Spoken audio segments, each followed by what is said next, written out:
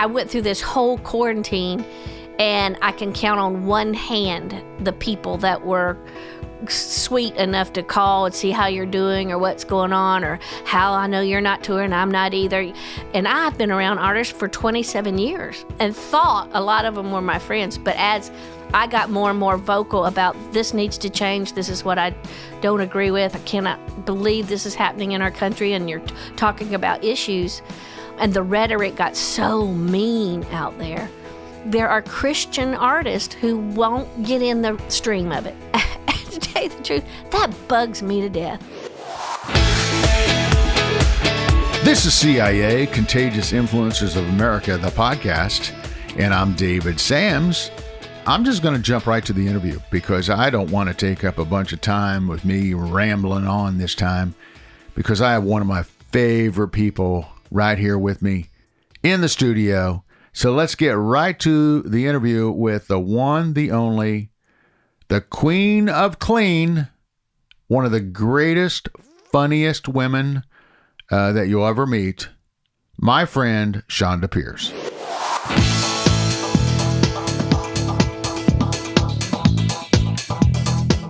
First of all, congratulations on the new member of your family. Thank you. You know, I feel a little bit defeated in that I couldn't last very long without my Jack. You know, I had Jack for almost 17 years, and he was such a cuddle bear, and he traveled with me on the bus, and he's been with me through every death and sadness, you know, for so long. And I lasted about 10 days, and I was just devastated. You know, I couldn't sleep, and every time I'd come home, it's the first time, and now I'll choke up talking about, it's the first time, you know, I've never been one of those pet people. I see women that dress their dog and roll my eyes, and, you know, men that love on their cats and think y'all are weird. But I became that person. That little guy, he was with me for so long, through so much, and the realization of how quiet my house was, and I didn't realize how much I talked to him. You know, the quarantine, it was okay. I travel all the time, so being home for a few extra days, you know, didn't seem like it was so bad at first. And then as it drug on, that little guy became so imperative to my sanity. Well, for those of us who are single, yes, we do have a tendency to talk to our dogs and cats. I mean, I talked to my cat whose name is Cash. Yes, I met Cash. And Cash makes about 4 of my new puppy dog. Oh, he's 26 pounds. Oh, my puppy dog is only 3 pounds. Oh my gosh! Can you put him in your pocket? Yes. What kind of dog is it? It's a Havanese and a miniature poodle. I wasn't going to get a dog that little, but when I went to the little pet store and I was talking to the folks and I've been, you know, studying, you know, what I would get next, I started looking online, and this was not the prettiest one in the you know, profile. But when I saw him and he ran to me, and, you know, you just know. They put you in the little room, you run around with a couple of dogs. Some of them have, you know, no interest in you at all. Murphy, that's what I named him. Murphy just ran right to me, played with my shoes, and he just seemed so happy to see me. That's what I missed in my Jack Bauer. He was always so happy to see you. When you walk in the home, there was always someone. I mean, I could be gone 10 minutes and go downstairs to get the mail at the elevator. He would be so happy to see me when I got back, you know, and that's what you just love about pets. That's why Murphy's why we should that way so far. That's why we should stick to 4-legged creatures. Yes, exactly. Exactly. Now, you know, if he just wouldn't pee in the floor, I have to go through all of that. You know, I've been doing the training. I put him in his little crate. You know, it's like having an infant again. You get up in the night, he cries in the night, you know.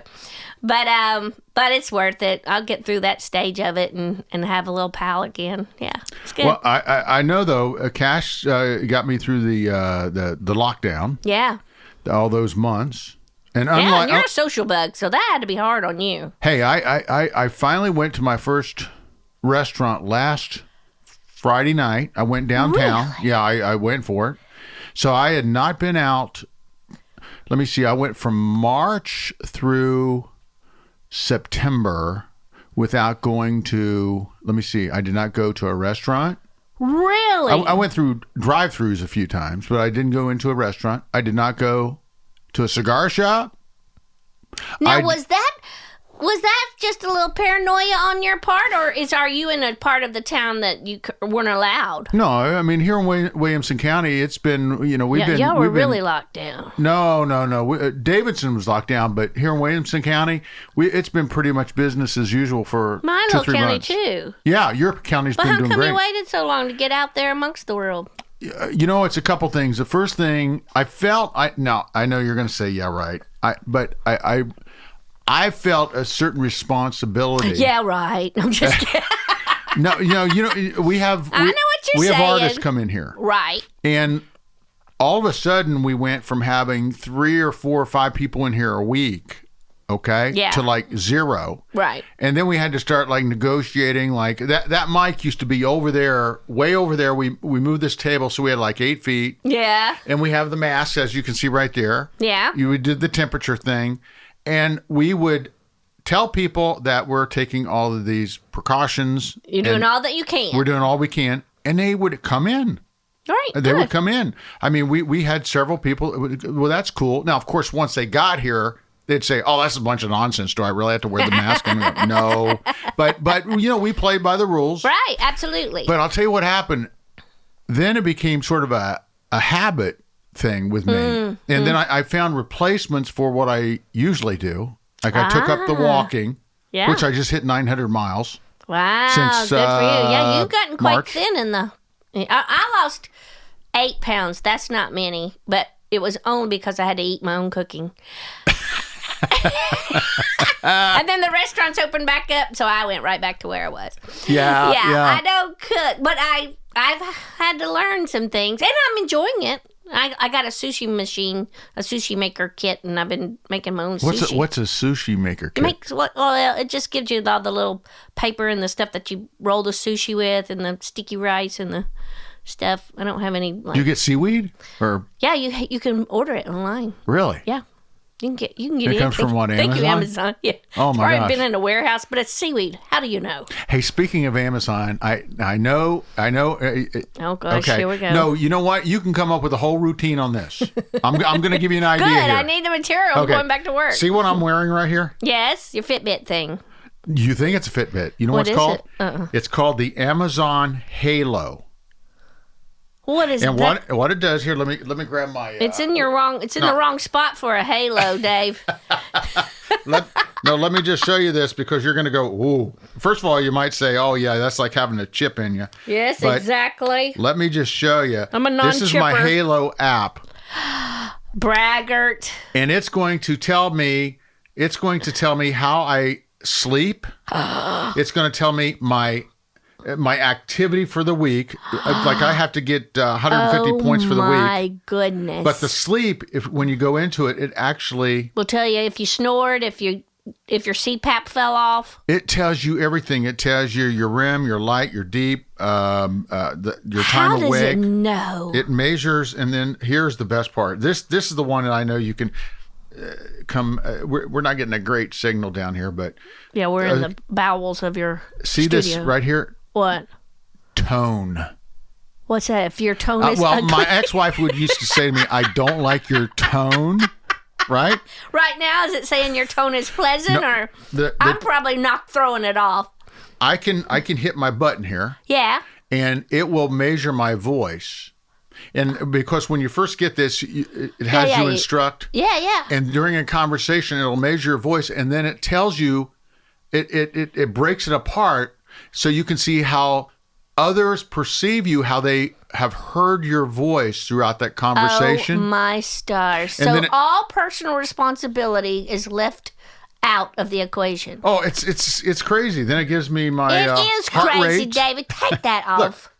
Do you know who else is getting that information? That's what I want to know. Jeff Bezos. Exactly. And the Washington Post. Exactly. I don't know. I'm all for modern technology. That's wonderful. But there are some things that's making our lives a little too modern. Now, that's going to tell you your tone so you can reevaluate your conversation later. Right. Oh, there you go. So you can be politically correct at all times. Help us, Lord Jesus. That thing would go off. The alarm would go off every 5 minutes if that was on my arm. Lord, I have so many things I would like to say right now, but I wouldn't offend your listeners. I told you, go on Amazon and check out Amazon Halo, and it has the videos. Are you advertising them? Do they give you a little kickback? No. I don't want anybody to know that information about me. There's some things I don't want to know about me. Well, they claim that our phones have a mic that's on all the time anyway, and that somebody can hear us. I've worked really hard to get all that off. And my Alexa started arguing with my Siri, and they locked me out of my house. So. Oh yeah. My Alexa, I can say, Alexa, you are ugly. No. Yeah. You don't. No. You're just pretending. I will never. I need her too much. She's all I've had to talk to. And then I'll say, Alexa, what do you think of Google? And she will talk as though it's the girl across the room. I mean, it's just weird. Yeah. And I've had them talk. I've had Google and Alexa talk before, back and forth. And Siri talk to each other? It's just weird. I don't have Apple, so I don't have Siri, but... That's what I need to get them all talking so I feel like I'm having a party. And no one's really... And I don't have to clean up after anybody. So you're going back on the road.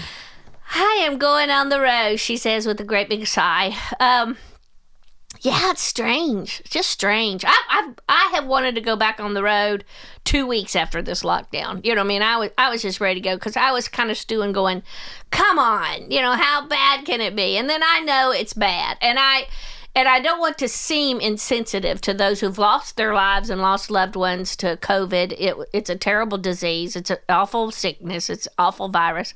And I know because people I love very much have had it, As a matter of fact, my doctor thinks I had it when I was in Israel in February. When I got home from Israel. I got it while I was in Israel. But I was sick 3 or 4 days, but I didn't go. At that time, you didn't hear very much about it, and so I didn't go check it out to see what was wrong with me. My secretary had a terrible flu bug. I thought I just picked up some flu from her. Then later, she found out she had it, so it just makes sense. I probably had it. I got better, and I feel very, very blessed at that. I started doing all the things my doctor said. I took a bunch of zinc and vitamin D and vitamin B and, doubled up on vitamin C. And I just got health conscious and ate better those few weeks. And then I was okay. But all that to say, as it drug on, as the lockdown and all of that, you can't help but wonder how much became political gain and how much of it was truth. And that's just about been going on in the last 4 years. It is hard to feel like you get authentic truth on any kind of media, except for Keep the Faith, and except for David Sams. He's always telling the truth. But it's true. You start becoming quite skeptical of every news outlet, even the people you used to like, and the news outlets you thought you could trust. There is very few. I don't watch television very much. I get a couple of news feeds that I trust. And even then, you really don't. I don't know any of them personally. I just have seen that what I get from these feeds seems to pan out correctly. And so I begin to trust those. And I like news feeds that just tell you what's going on and then allows you to decide for yourself. Because it's people like you that are wearing a watch that can't decide for themselves what their behavior is. You have to get to a place to where trust is the number one word. And I think that's a long answer. I think that's how I feel about going back to work. You just have to trust that this is the right time and the right outlet and the right way to do it. As a comedian, you and I have very dear friends that are out there now, and praise God for it. They're doing great concerts and they're driving. You go to a drive-in movie theater, but they're on the stage. And so my wonderful friend Dan Fife, who's an incredible promoter at Awakening Events, he's the one. I think, and I'm sure there's other promoters out there, but I have to just, I just have to give him his props. He as soon as he could legally possibly do it, he got people out on the road. Because there is, I think what people don't understand, and I almost sneeze. What people don't realize. Here, let me get the plexiglass out. He's going to spray that Lysol in my face.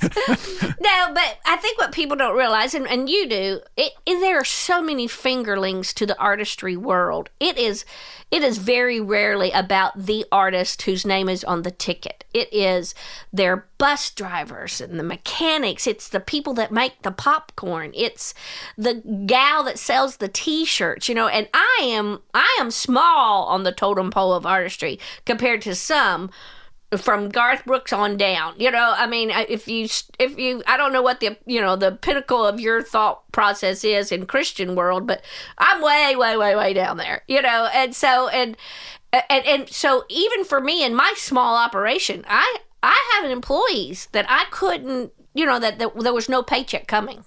I have things I care about, the branches counseling centers, my tithe, all of those things. And when work got ripped out from under me, everything stops, and all those people stop. Now, I tried very hard personally to take care of some things and some people that, would not otherwise be able to, and I was blessed to be able to do it for a little while. But then after a little while, it's your accountant that calls.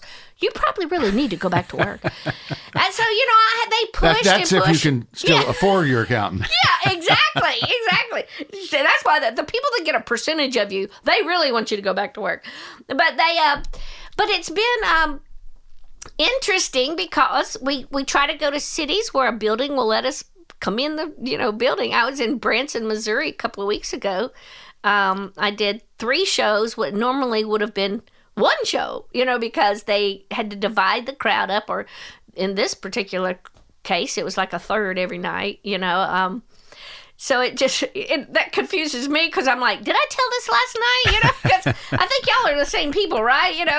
It is just, it's just really an interesting, ordeal for a comic. And even then, it's a room that seats about 3,000 people, and they would only let like 500 people in the building, and they're all spread out, which to me, it's a little sad, because you can tell how many friends you really have. There's 3 people over there and 6 people over there, and then you'll have a row of 9. I'm going, look at you little glutton, she's got 9 friends with her.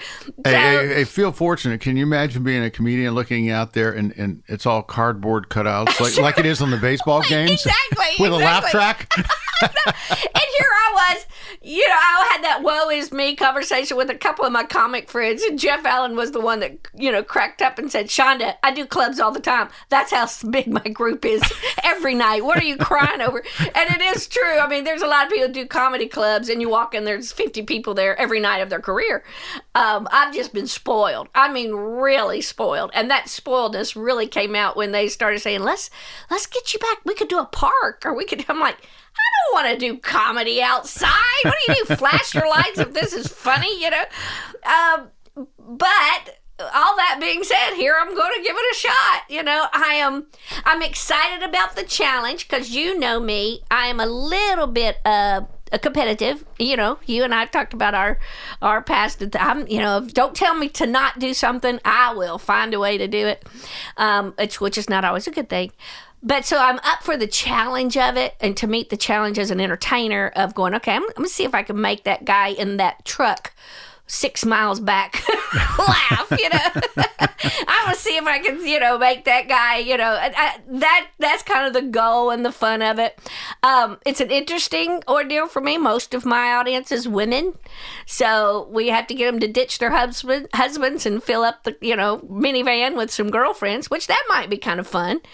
Hope they bring sandwiches, Well, you give me an excuse to get out of the house. Yeah, I hope so. I mean, absolutely. I hope so. But at the same time, we are also in a financial place in this market where everybody's hurting. Everybody's been out of work. And so you get you get a little extra few dollars to spend, but you got 5 artists coming in to this one drive-in movie theater. Which one you want to save up your money for? You mean you no longer have those $120 tickets?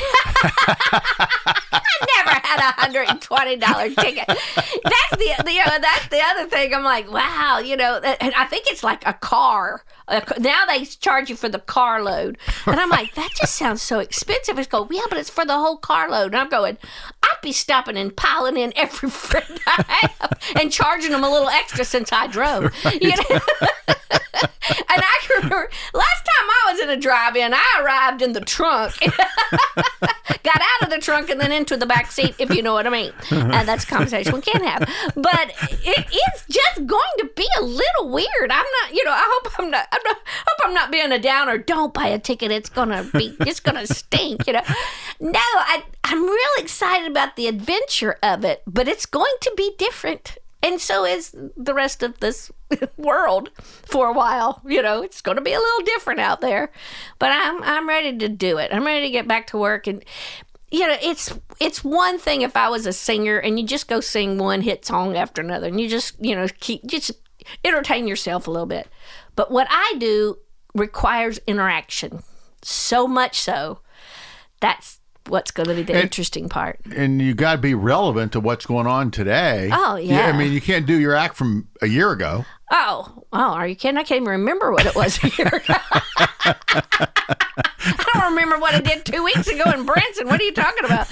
That's been a problem for 20 years, Dave. Oh, my gosh. I was thinking the other day, Christmas this year is going to be so weird because, at least in a lot of states, not here in Tennessee, but in a lot of states, people aren't going to be able to get together. They're going to be a little afraid to get together. There'll be no candlelight service in churches. Oh, that's disgusting. And some states, I would assume a lot of states, right? Kids won't be able to sit on Santa's lap. This is just, it's surely. I will be curious, and I hope I'm wrong. No, I kind of hope I'm right because I like to be right. But let's see what happens after the election. Whoever wins, let's see how quickly something will change. Because a lot of this went through, and I'm not a scientist. I'm not a doctor. I've talked to a lot of doctors, and I've slept in a lot of Holiday Inns. There is, alone, by the way. There is...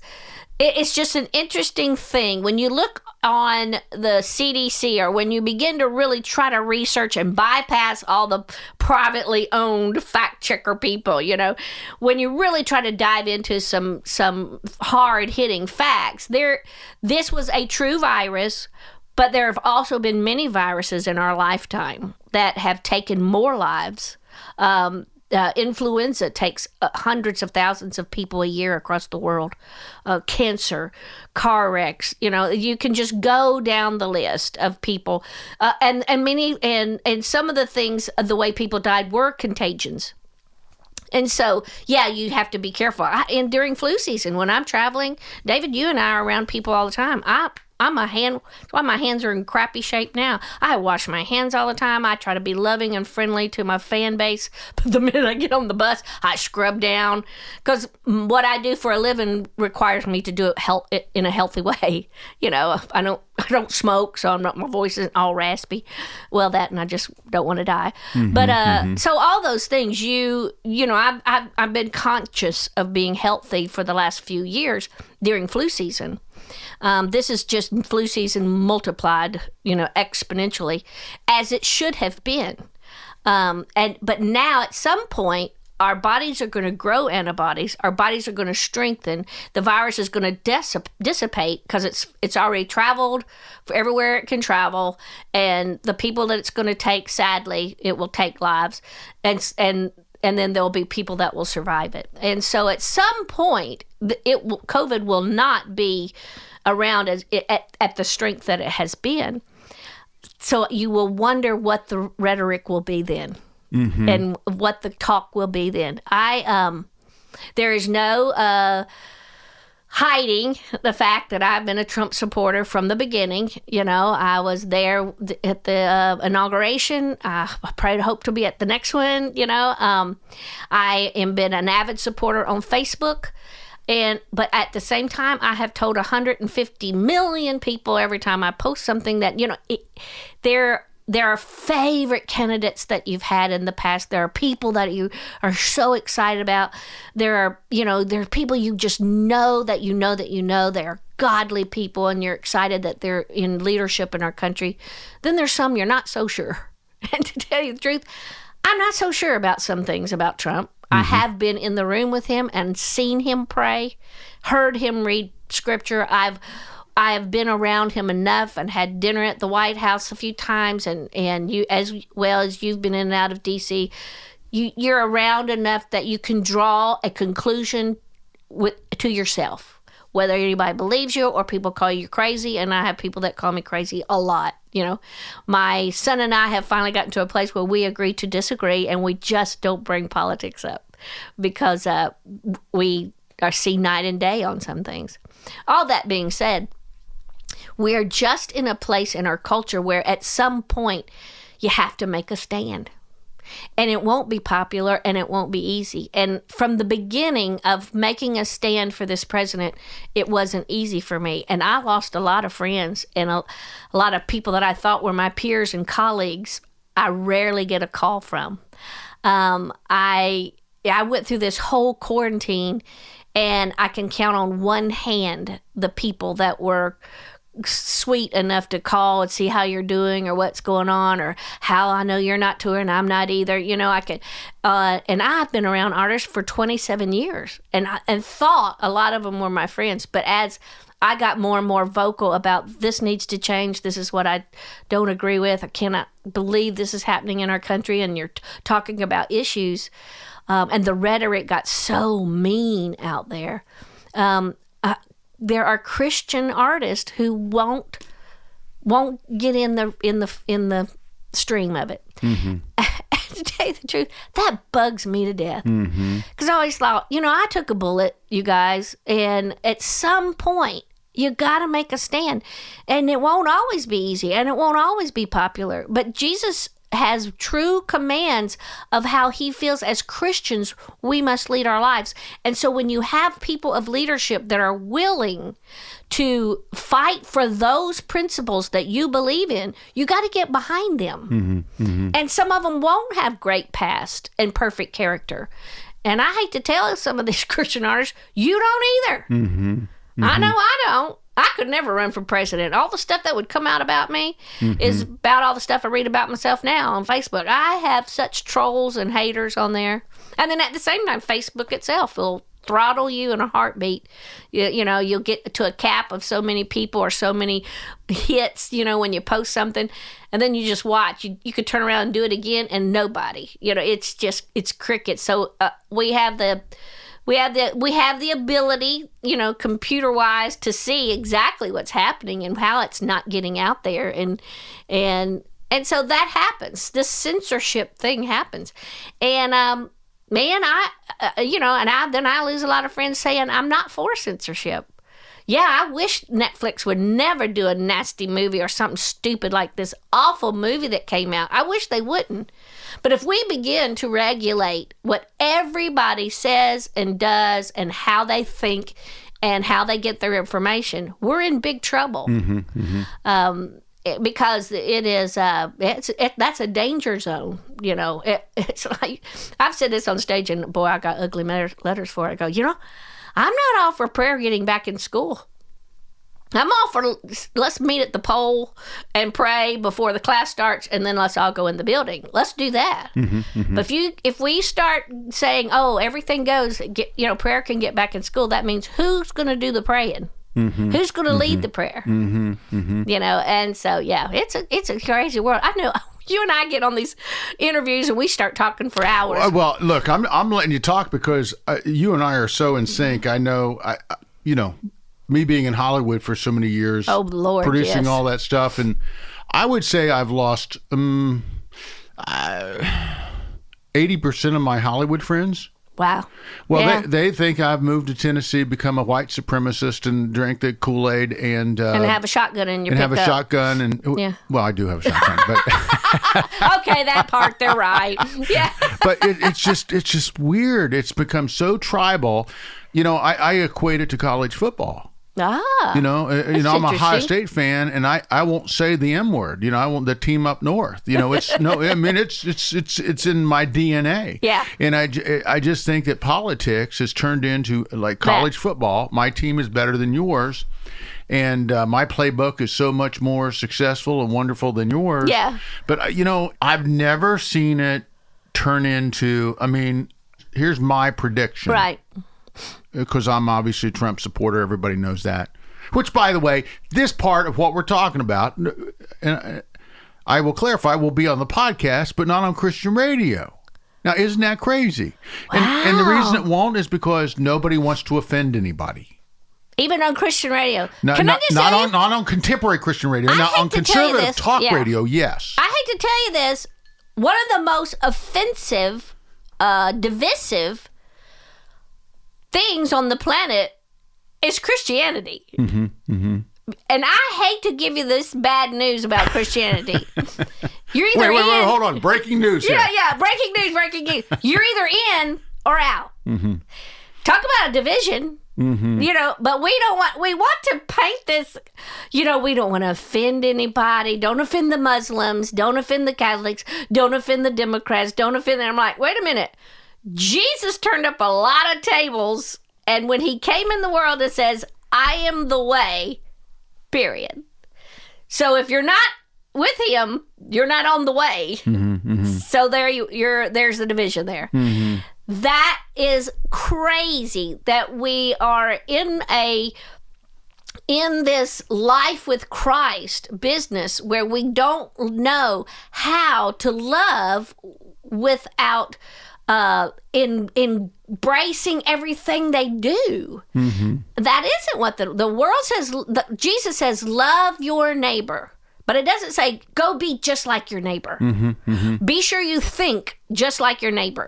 Make sure you vote exactly like your neighbor. If you really want to be a good person, change your gender just like your neighbor.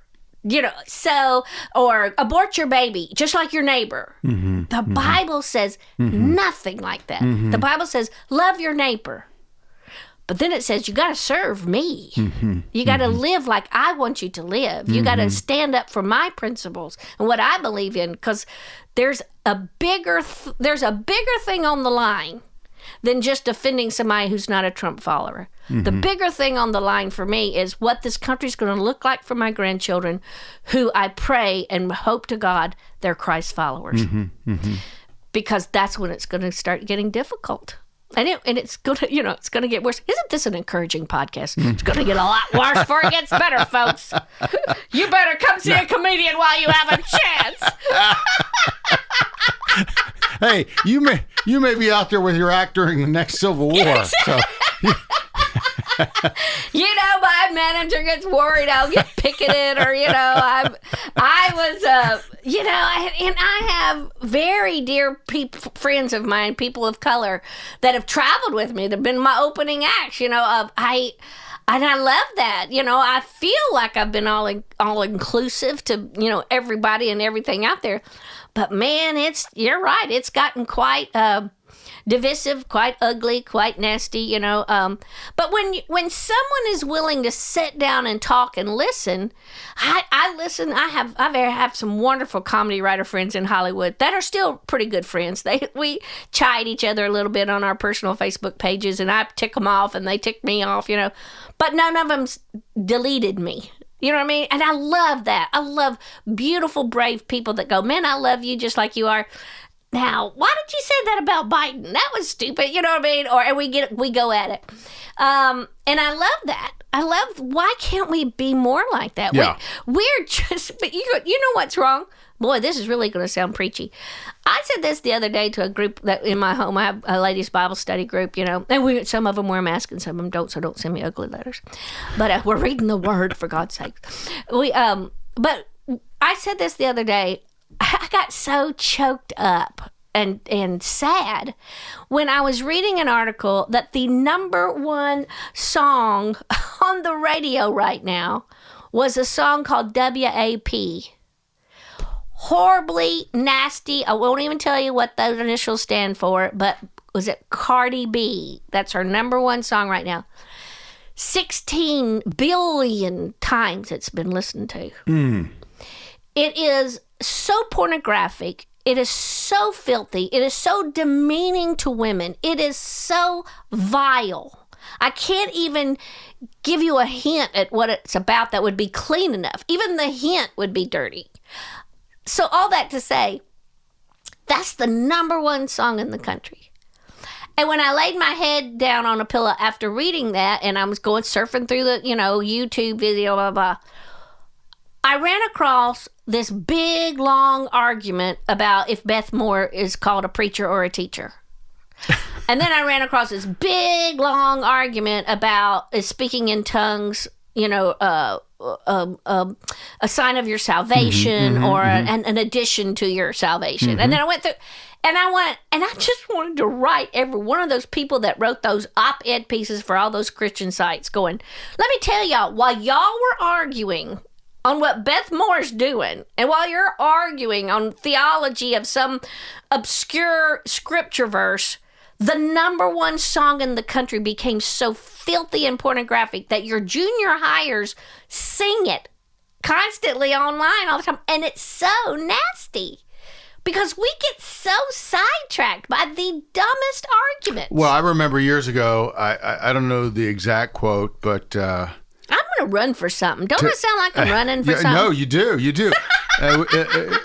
Ted Turner made some statement about Christians that wasn't too great, but there's some truth to it. And and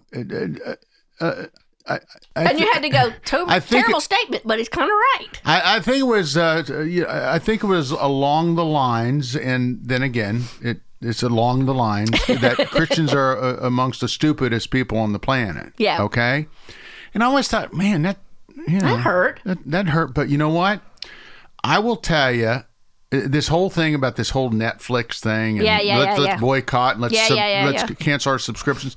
Well, Netflix has, what's the number? It's hundreds of millions of subscribers. Yes. I mean, it's something crazy, right? Right.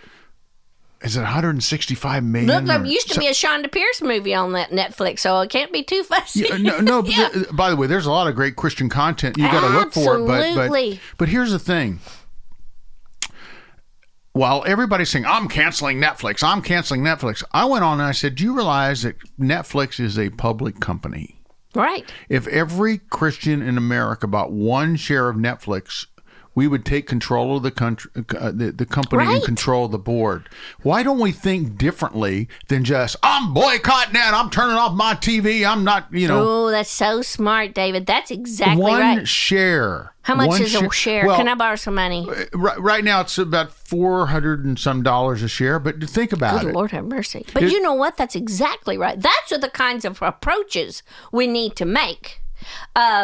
We would take control of the board. Yes. I mean, you wouldn't even have to buy the whole company. You could have 50 million Christians out there. Right. Okay, which is a fraction of all the Christians. Right. You could have 50 million buy one share, and we could take control of the board. That's exactly right. So it's time to think a little differently than we have in the past, because the way we have thought in the past is not working. No. And that's what was divisive. We stepped out instead of digging in.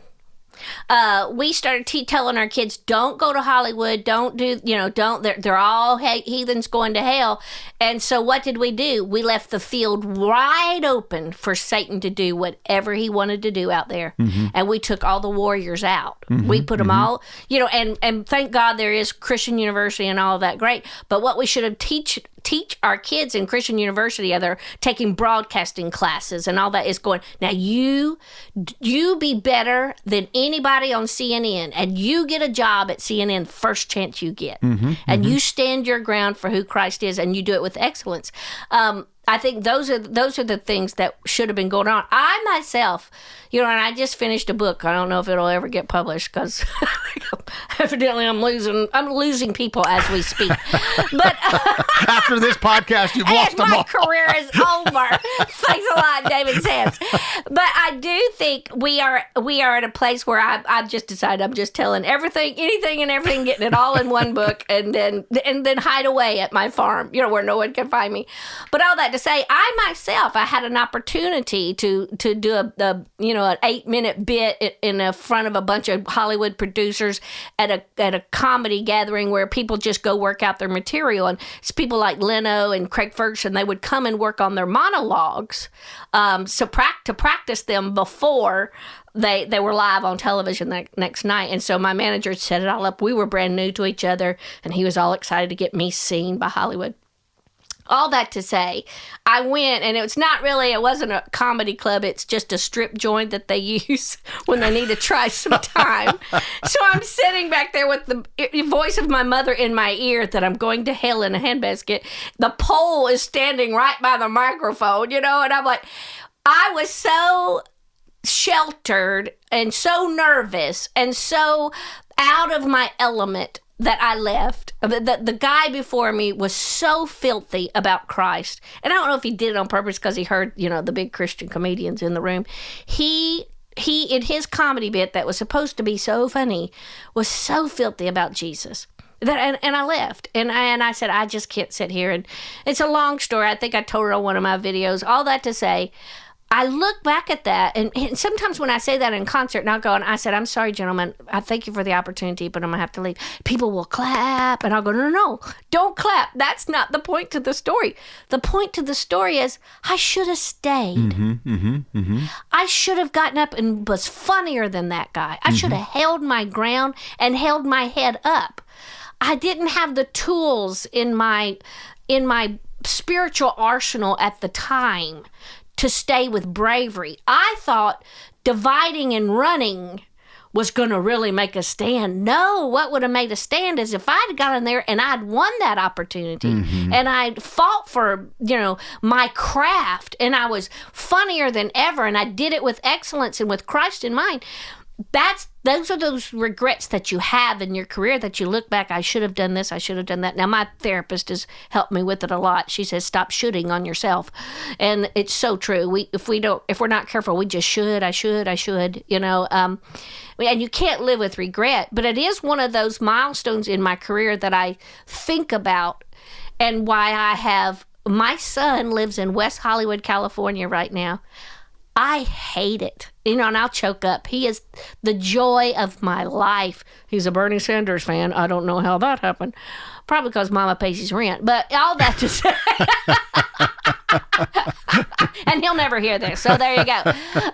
He's too busy listening to Joe Rogan. But I will say, I don't fuss at him much to leave. I want him to stick it out. Now, he's a good Southern boy, a wonderful gentleman, and he's got great godly principle buried down inside of him. That he is true to a lot of that,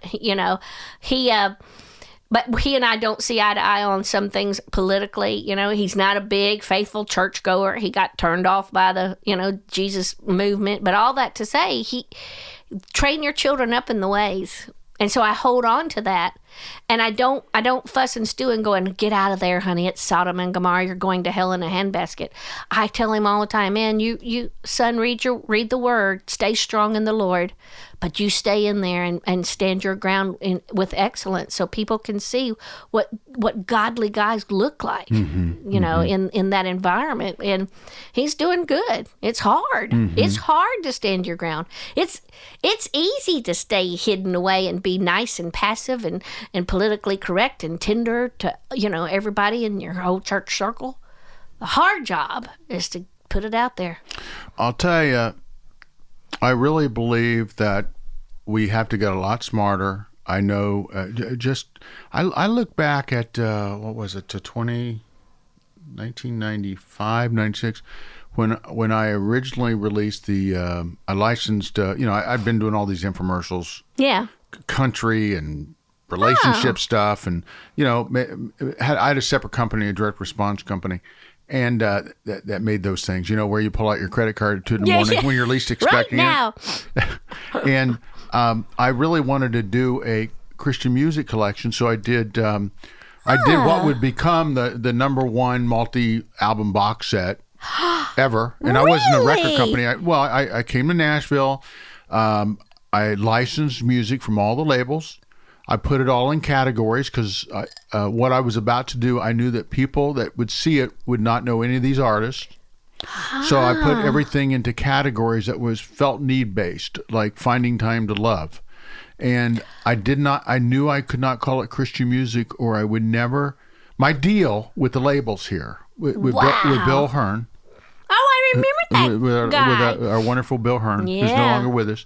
But he said, look, I will give you the rights to my songs and my artists, and I will pick up the phone and get at that time there were 11 other labels. Now there's 2.5.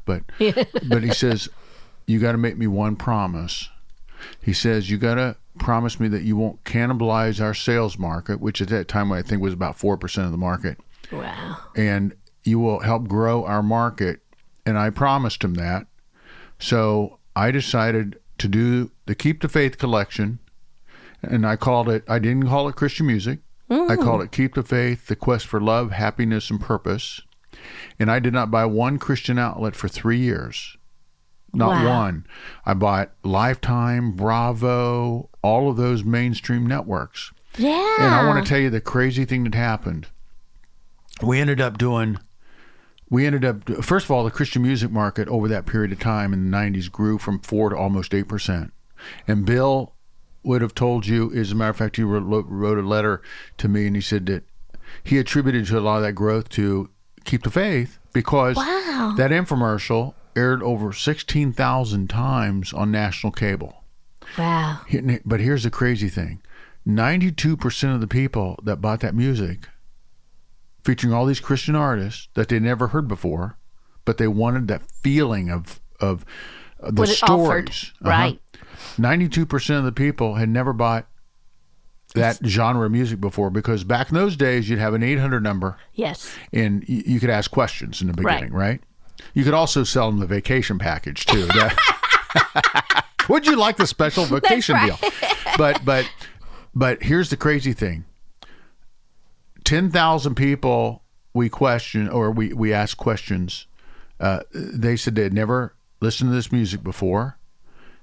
We only had 4% returns. Wow.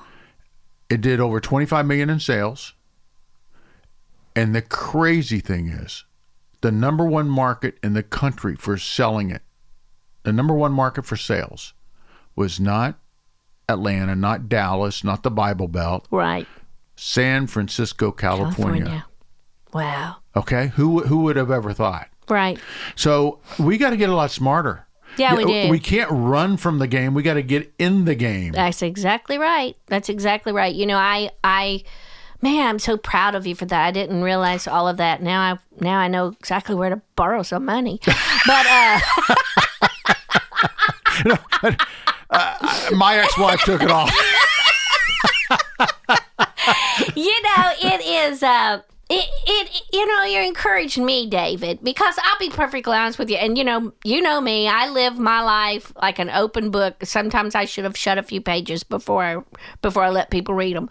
I am not in a good headspace at this particular day. Now, I don't know when this will air. Hopefully the meds will kick in by the time, I'm not in a good headspace. I think a lot of it, and I had a bunch of comedians out at my farm not long ago, and we socially distanced, but we fellowshipped. We had about 40 of us out there visiting because there was just a lot of discouragement.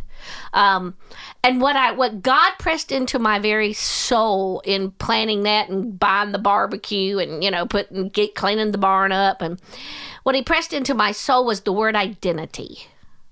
And I planned the whole night out. I had my brother come and speak, who is excellent, and you've met him. He's a great, wonderful counselor, but a great man of God, and he brought a great message to us. And then we just had praise music. Victoria came and led praise music for us. But all that to say, we needed to discuss where we get our identity. And when your identity has come from your accomplishment and has come from what you do, and then the rug is ripped out from under you, and you're on lockdown, and you can't do what you do, and the crowd There is no gold records to hang on your wall anymore, and probably will never be, When your identity has been wrapped up in those things, this whole quarantine or any devastation that'll come in your life can rock your world. And your identity has to come from Christ. And I think it goes even deeper than that. It's like what you said, where when you accept the identity of whose you are, and you are so locked into that, it's easier to get in the game. And you'll get scratches and bruised, and people won't call you, and people that you thought were just great Christians, they'll look at you like you're weird, But if your identity is still just wrapped up in who Christ is, and that his way is right and his truth is real and his word is what we have to stand by. Not the latest fad, not the coolest music type. It is his word. When that becomes your identity, then it's easier to stay in the fight. It's when you see people a little on that wishy-washy. When you see people riding the fence, I'll call them fence riders. They've never heard that verse that you can't be lukewarm. Fence rider is a lukewarm Christian.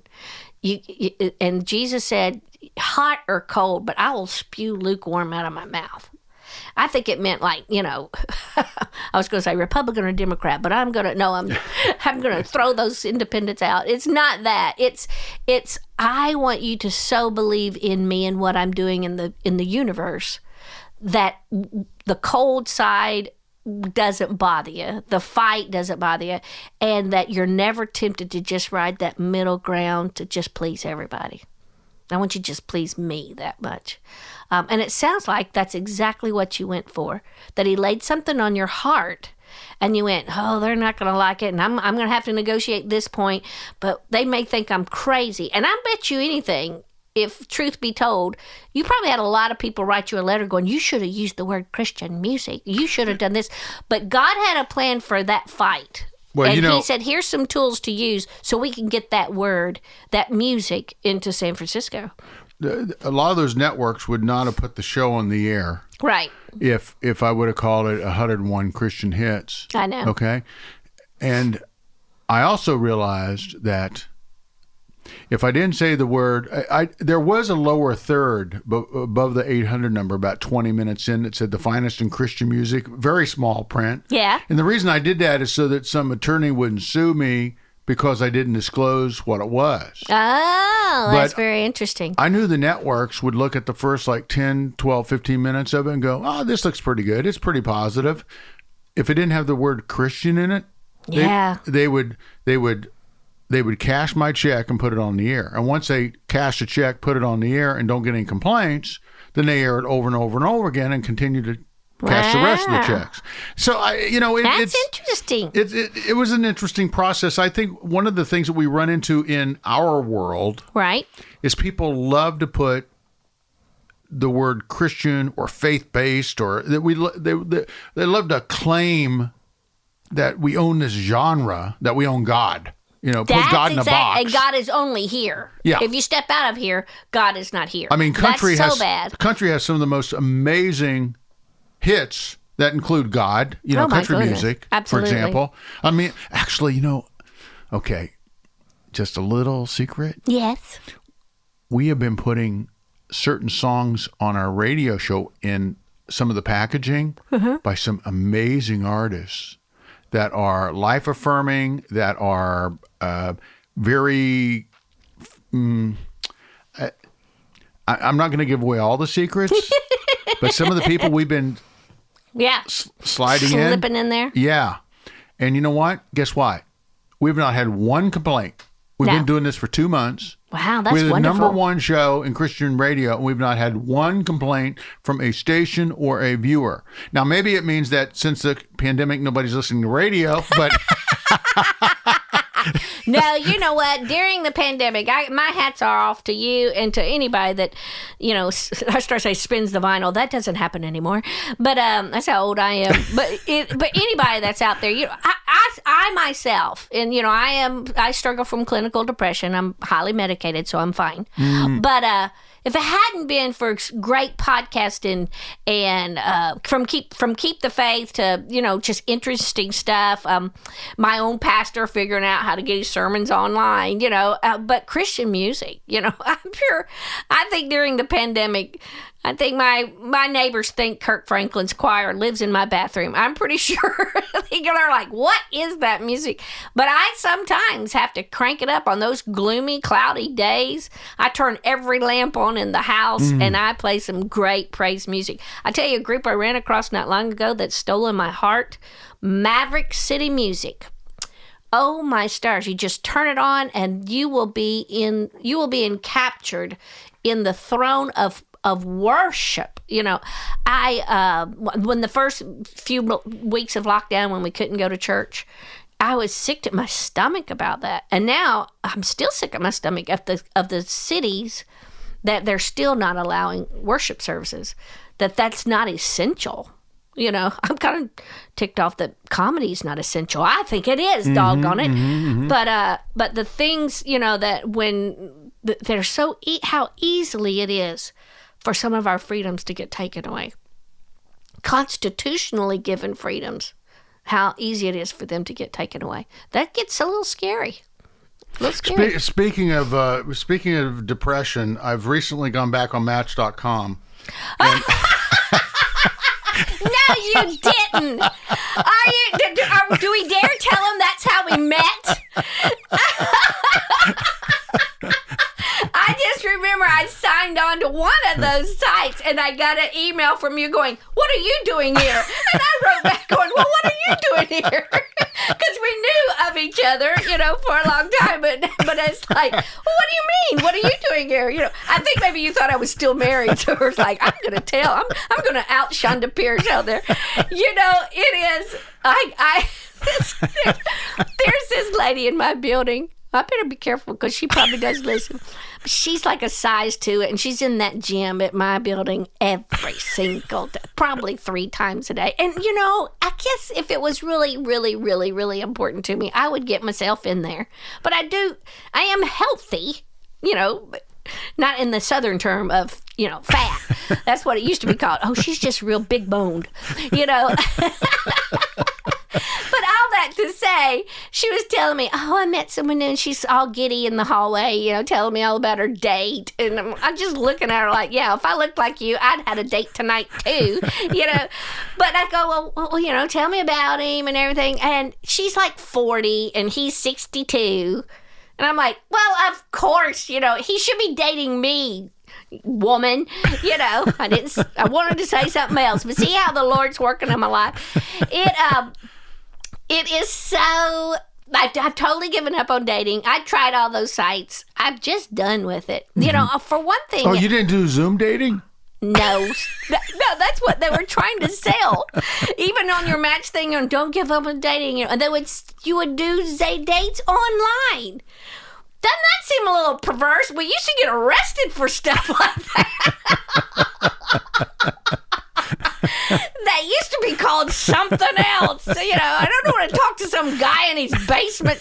Oh, wait, we're in your basement right now. But I don't want to talk to some guy online in his basement and light a candle and have a steak dinner in front of each other. It's just nuts.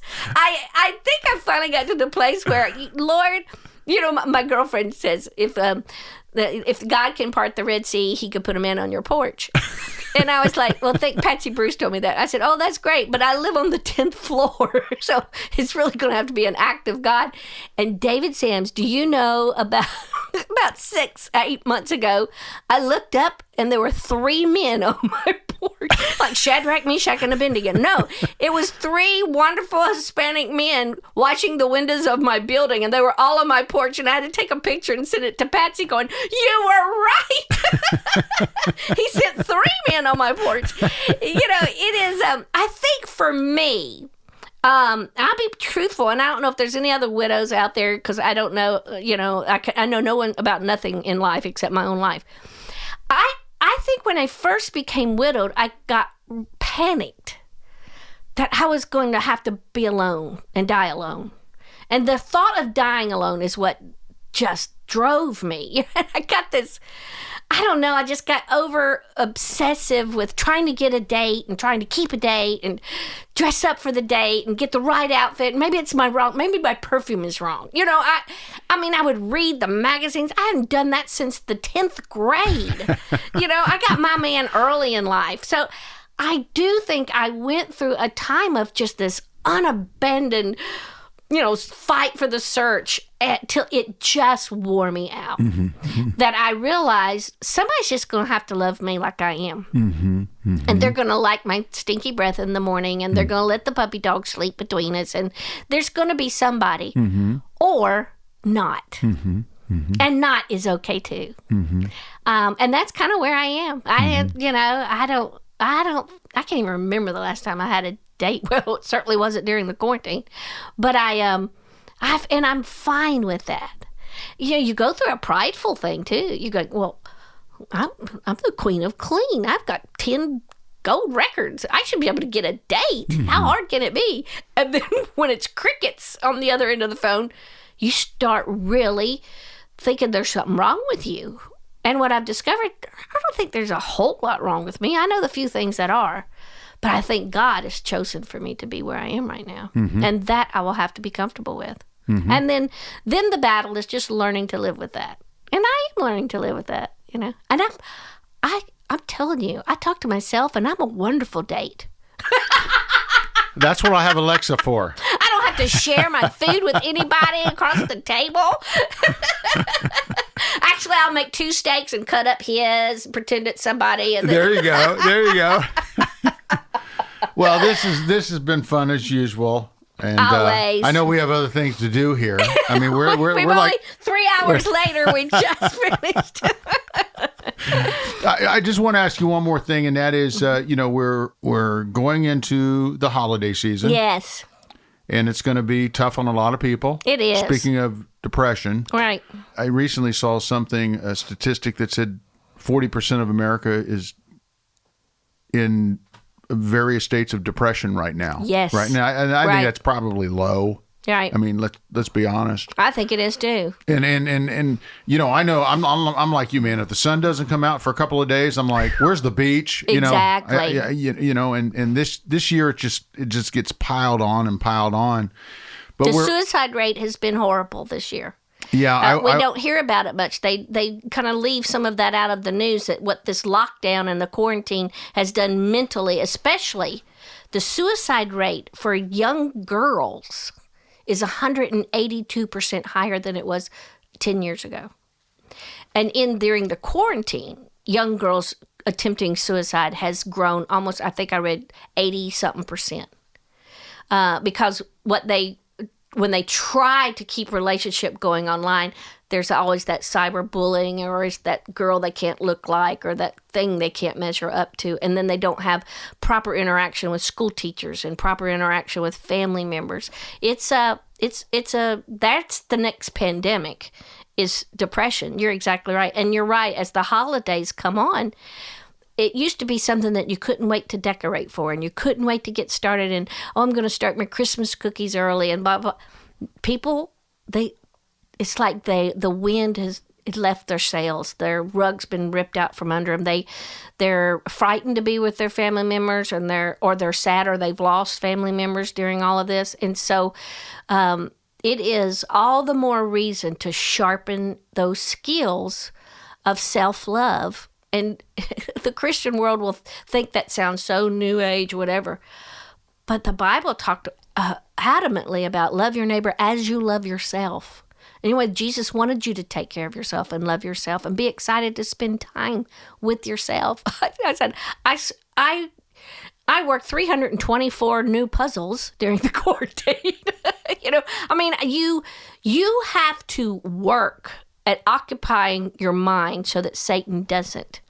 And so during the holiday season and the preparation of it, now more than ever, David, maybe now we really do have to start celebrating whose birthday it is, and not our Christmas tree and not Santa's knee, maybe we really finally do have a time where Jesus has gotten everybody's attention that goes, hey, this is my birthday, by the way. And we've commercialized it so much that maybe we do get back to the basics. Hang out at the manger. Well, I thank you for that. That's what I was looking for, and I really appreciate that. I personally have had 2 people in the last 2 weeks in my circle commit suicide, and I'm so sorry, including a family member that shot himself on his 50th birthday. So and hard. There are just people that they're at their they're out of answers. Right. Well, they believed the lie. They heard the lie, but God was still there. You know, we used to hear all these fanatical people tell us that the unpardonable sin was suicide, and that's such a lie. The unpardonable sin in the word is blaspheming the Holy Spirit. It has nothing to do with taking your life. I think we let people to believe that so that at least the fear of hell would keep them from doing it. Mm-hmm. The bottom line now, people are so distraught that they don't even care, or they don't believe in hell anymore. You know, or they've believed the lie. We forget that the power of the enemy that whispers in your ear can drown out any goodness. And in that moment, that means also, did we not believe in the lie that was whispering in our ears? It means that the chemistry in our brain had become so lopsided that the serotonin was not bubbling right. The flow was not right. And something got locked in our neurotransmitters that made us really believe this is the only way out. And so if you've lost a loved one that's committed suicide or has tried to commit suicide, and most importantly right now in this hearing of our voices, if you are considering it, if through your mind comes this passing glimpse that I shouldn't be in this world, go immediately to a health professional or to a pastor and tell them that. The enemy's number one thing that he hates is truth. Because the Bible says you will know the truth and the truth will set you free. And you want to break out of those lies that you whisper? The Bible says, here's the truth. I love you with an everlasting love. And so if you're in the sound of our voice right now and you think there's just no way out for me, or I've made so many mistakes, or this world has gotten so crazy, I just don't want to be in it. The Bible says, oh yeah, we're in this world, but I overcame this world. So you listen to truth and you speak it out loud. And you begin to name the people in your life that you know that love you. You begin to remember a fun day. Oh, July the 4th, 1977. I remember meeting this cute boy. Okay, write July the 4th, 1977 down on a Post-it note and put it on your fridge. You know, find a funny picture in a magazine that just cracks you up. Cut it out, paste it on your fridge. My refrigerator looks like a second grader's homework. I do whatever I have to do to start fighting the voice in my head that says, oh, this has been a terrible day. So I look at it and go, oh, but there was a good day back in July. So if there was a good day, there probably will be another one. In other words, get adamant with truth as your defense. Well, that's good stuff, and we're going to wrap this up. Because we're going to go take our antidepressants now. Nothing like a good comedian to bring. Yeah. And you know, I'm gonna invite you to stay here so we can do some production for our upcoming Christmas programming. You're gonna host with me, and I'm gonna let you go though, because I know that dog is gonna pee on your carpet if you don't get home. He's a have-a-poo, which I'm sure he's having a poo right now. But it's got to be very small. I mean, it's only a 3-pounder, right? Exactly. How bad can it be? Like a rabbit. Oh, gosh. What? Hopefully the babysitter will pick up the pellets before I get home. There we go. All righty. Thank you, sweetie. And thank you, Chonda.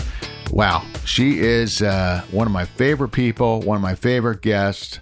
That was a lot of fun. And I would highly recommend, if you are anywhere near where she is doing her stand-up comedy out there in the drive-ins or whatever we invent here in the next few months so that we can get on with life, definitely go out and support Chonda Pierce, because she is one in a million and she will help you laugh again. You know, we haven't had a whole lot of laughter the last few months, and with everything we're going through right now with the election and all that, man, it's just been a grinder, hasn't it? It has just been just so grueling.